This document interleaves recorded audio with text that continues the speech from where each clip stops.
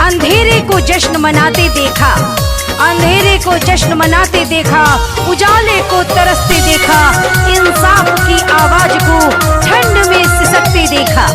जिस गुर्बत ने बनाई थी ऊंची ऊंची इमारतें, उसी गुर्बत को उसी इमारत तले ठंड में सिसकते देखा। वोट बहुमूल बा करे के ना फिजूल बा, सुना ये चाचा। वोट बहुमूल बा करे के ना फिजूल बा, सुना ये चाचा। इनके जितावे के बा, विजयी बनावे के बा, काम सब होई अच्छा। लेके आइले जमाना सीन कर विश्वास हो बढ़ावे के बा। रजमतिया देवी के जीताव के बहो, अब की ई नहीं के मुखिया बनव के बहो। नरेश यादव के जीताव के बहो, अब की गुब्बारा पमोहर लगव के बहो।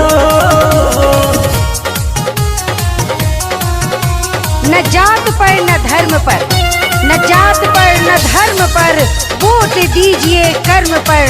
आप रखो हम पर विश्वास, हर घर में होगा विकास।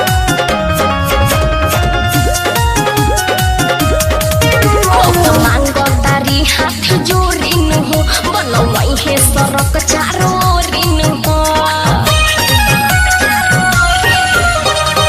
सुख दुख में साथ बारे हो, मानत सबके बात बारे हो। मांगो तारी हाथ जोड़िन हो, बनवाई है सड़क चारों ओरिन हो। इनके देवी के बसा तो भूत कटवन के बात में ना आवे के बा। विजयी के झंडा लहराव के बहो, अब की राजमतिया देवी के जीतव के बहो। विजयी के झंडा लहराव के बहो, अब की नरेश यादव के जीतव के बहो।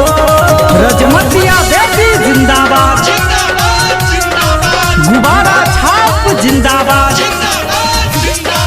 सरायडीह पंचायत की जनता जिंदाबाद, नरेश यादव जिंदाबाद। बहुत तारी पूरा काम कर रही है, मौका देख के देखी हो कला लड़ी है। सरायडीह पंचायत के बारे हो, मानत सबके बात बारे हो।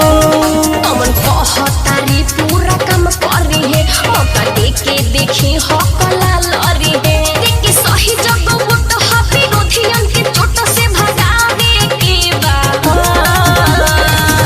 विजयी के झंडा लहराव के बहो, अब की राजमतिया देवी के जीतव के बहो।